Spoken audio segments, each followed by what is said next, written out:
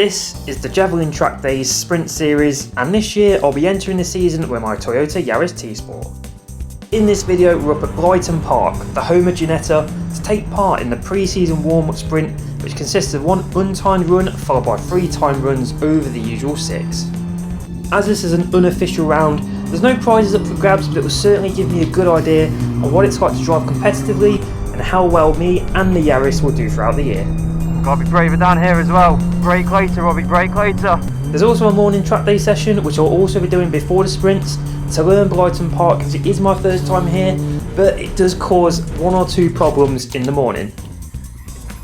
So let's get the Yaris out on track and see how well I do at sprinting.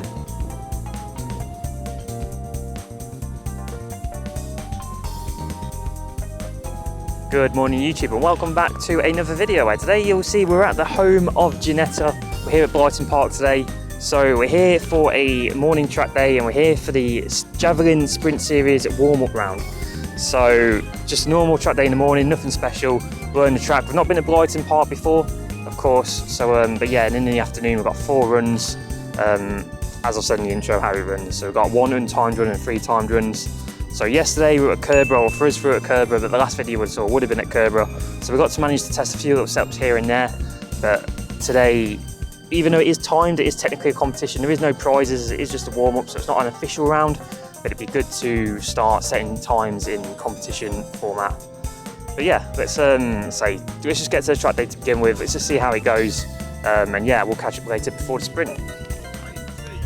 And so after the sighting laps, we are going to be let out on Blyton Park in anger for the first time. Coming out the pits, trying to learn the launches, as this is where we'll be starting the sprint a little bit later on. But of course, we are just doing a normal track morning for now. So this first session is just basically going to be used to learn the track, learn the complex set of corners that Blyton Park possesses, especially this first set of corners of Yocken, the Ump and Lancaster, as we go a little bit wide there on the exit of Lancaster. But once again, it's just learning, you know, the braking points, learning how the car's going to react, learning whereabouts on the track I can abuse, as this is going to be a good example as this MX-5 comes through. As you see, he really uses that curb on the Ump, and throughout this video you're probably going to be kicking the screen telling me to abuse the curbs around this track. But because I drive the cars to these sessions, unfortunately I don't really want to break the car, having that thought of having to drive it home as well. So I don't really abuse the curbs until, believe it or not, the very last run of the sprints. But as we can see here, we've got a few more laps later on and I'm really starting to learn the track a bit more as I'll let this play out for a little bit.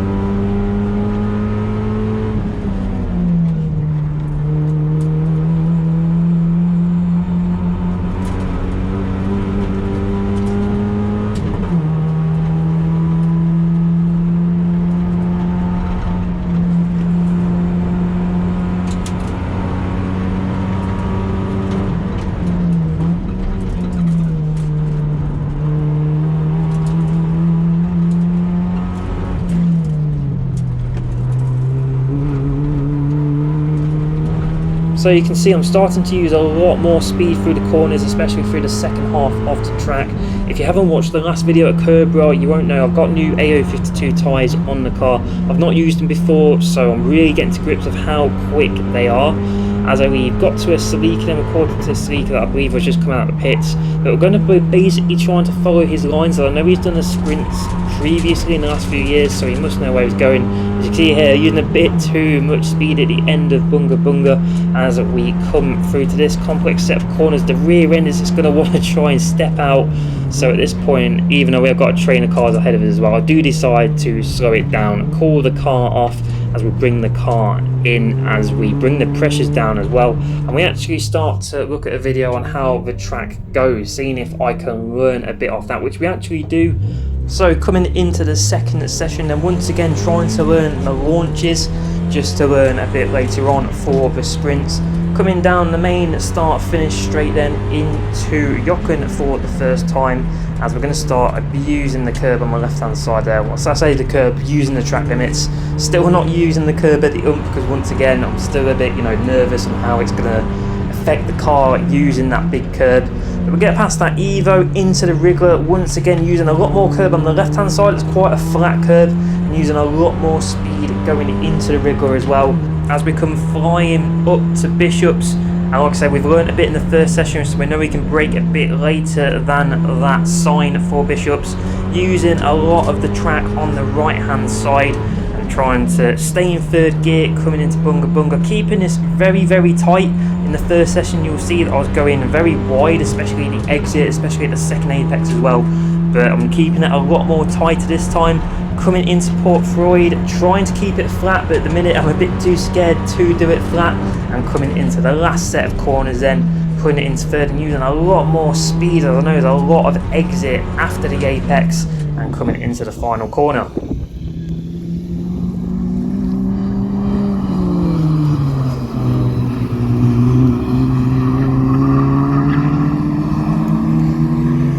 So you'll see that outside shot then, and you'll see it in the rear view mirror in the cam box. I have got that Lotus Elise behind me, so this is just a bit before that footage that you just saw. You can see I've got that Elise and it's firing up close to me. It has been following me for about half a lap as well, so I know sort of pace wise I can sort of keep it behind in the corners. It's just a straights, obviously with a 2ZZ Toyota engine in them things. Them things are very, very quick, but coming around then to the last few set of corners, trying to do a bit of left foot braking, coming into the last corner, I'm going to try and abuse the track limits on the right hand side. Got that Elise very behind me. I really am determined to try and keep it behind. So coming into Jochen and the then we're going to really abuse that track limits on the left hand side. Once again, just not using that curb at the and I'm going to try and keep it tightish at Lancaster, but the car does want to go out wide, but at this point I can't really, you know, keep that Lotus Elise behind me for much longer, so I do let it through before the Wriggler. But as we come into the Wriggler, you'll see then I'm actually keeping pretty good distance between that Lotus Elise. You expect it to sort of start flying away, especially in the corners. Obviously it's a lot lighter, probably mid-engined, obviously a lot more power, but as we come to Bishops then, at this point I do realise that it is flying a lot more quicker than my Yaris is. So if we skip to about a lap later then, as we come flying down into Bishops, we'll see here, instead of changing down into third, I'll leave it in fourth with a bit of left foot braking to try and carry a lot more speed into the corner, because I feel like I can, but that feels like it compromises my entry coming into Bunga Bunga. So I tend to stop doing that, but I'm just trying different things here and there throughout the session, obviously to try and prepare myself for the sprints in the afternoon. But as I was pushing a bit too hard in this session, unfortunately it didn't quite end as I wanted it.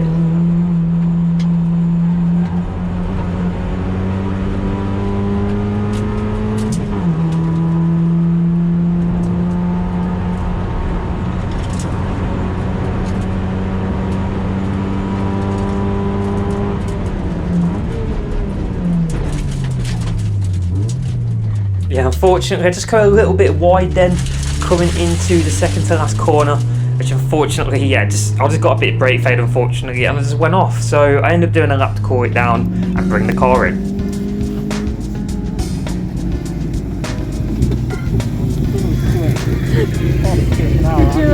Did you outbrake yourself there? Brake fade, yeah.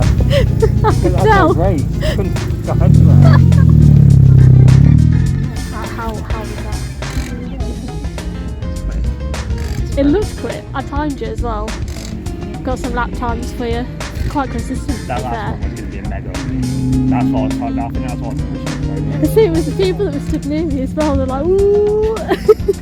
Alright guys, so after being out of the second session, after going very deep into the last corner, unfortunately we realised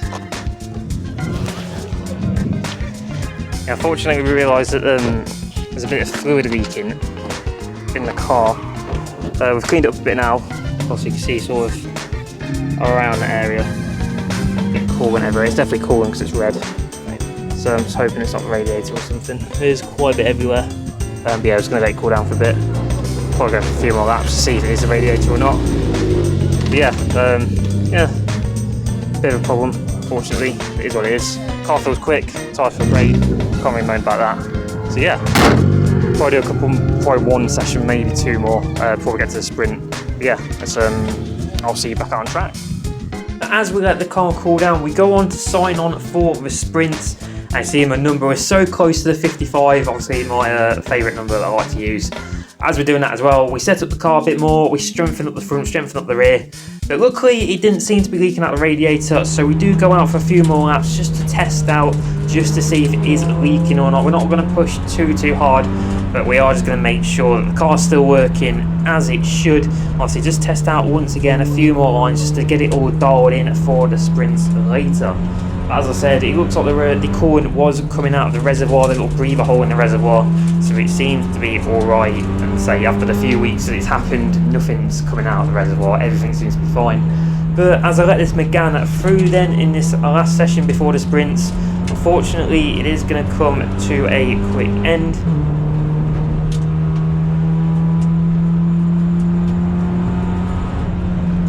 Yeah, unfortunately the red flag does stop play this time. But like I say, it stops him from pushing the car too much anyway, sort of knowing I have a little problem. But yeah, that's the end of the track day sessions. So let's get to the sprints themselves.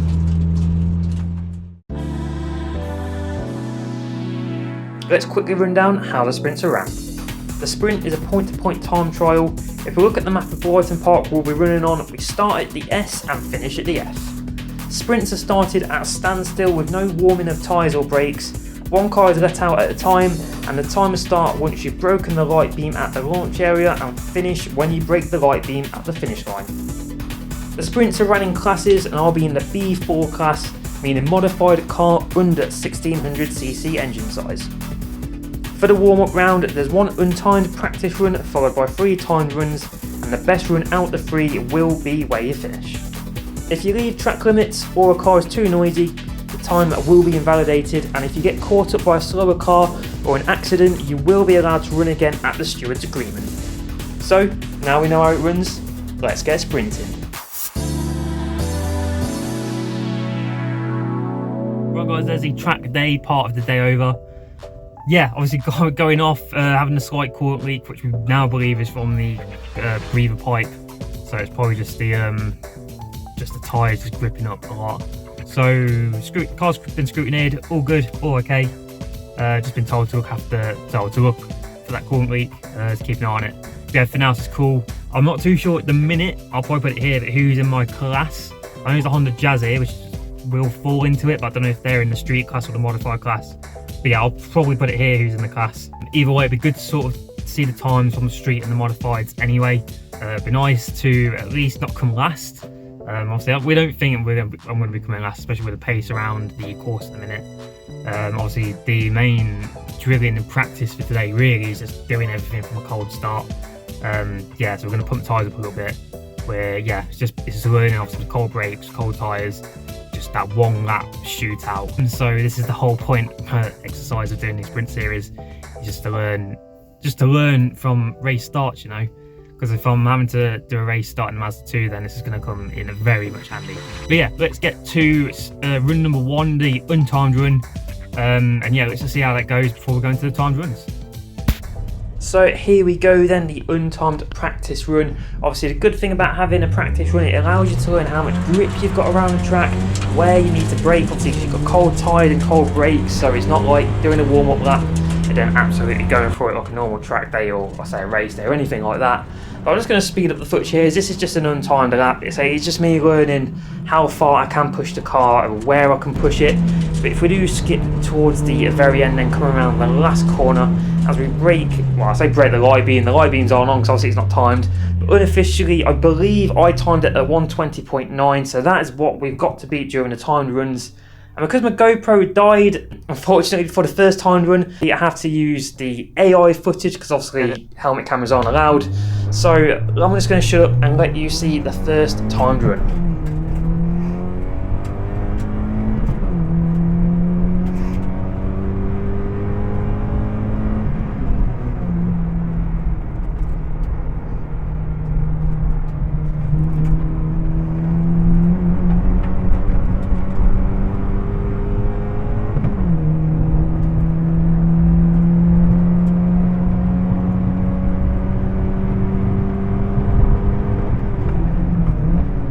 Later than that, Robbie, later than that.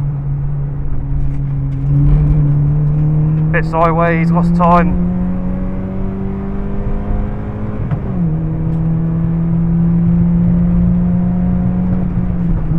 turning much earlier here than last time, that's better.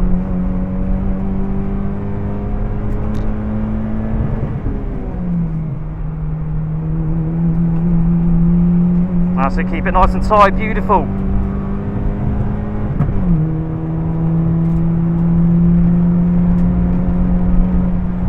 A little lift.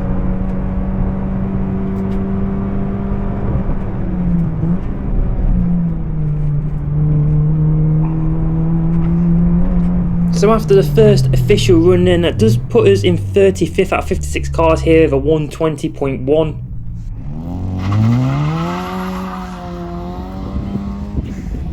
And with that time to beat, we come on to run number 2, as I'm telling myself now that I really do need to start pushing. There's only 2 more runs of the day. Be braver, be braver, be braver, be braver. As you can hear myself trying to tell myself that I can go around these corners at these speeds. So obviously cold tyres and brakes, you are a bit cautious. Gotta be braver down here as well. Brake later, Robbie, brake later. Brake at that cone. Fucking push it out. Still not a bad corner though. Need more speed into here. And yeah, just really trying to tell myself about the whole lap, you know, what to do. But if we do skip to the end of the lap, officially lap number 2 ends with a 119.19. As you can hear myself saying, that's a good run. But yeah, let's debrief the first 2 runs in the pits.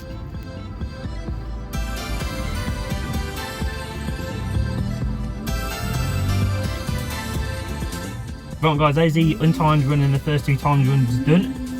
Untimed run, I'll say pretty much getting used to it all. Not too sure what time I got, but I'll probably put the time up there somewhere anyway. First run I got 120.1 I believe it was. So yeah, not too bad. I think in the first runs category that put me 35th out of 56 people that are here. So yeah, not too bad, to be fair, not too bad. Then on run 2, she's probably heard me in the cam box saying, telling myself to be a bit brave here and there. I managed to shave a second off. So I'm 119.1 now, and yes, we've got 1 more official timed run to do. So yeah, Yaris is doing well. Like I say, it's just me being braver. Cold tyres coming around this first corner. The back end wants to come out, coming into the chicane at the back straight when you brake in again. The rear end just wants to step out. It's yeah, the Yaris doesn't want to do these things when it's cold, but it will sort of just manage it as long as I tell it to do it. So it's just telling myself that even though it's complaining, it will do it. And but yeah, let's get timed at run number 3 and let's see how it goes. Here we go then, run number 3, what I thought was the last run of the day, so it's all out now, balls to the walls, and I'm going to shut up, I'm going to let you watch the lap for yourselves.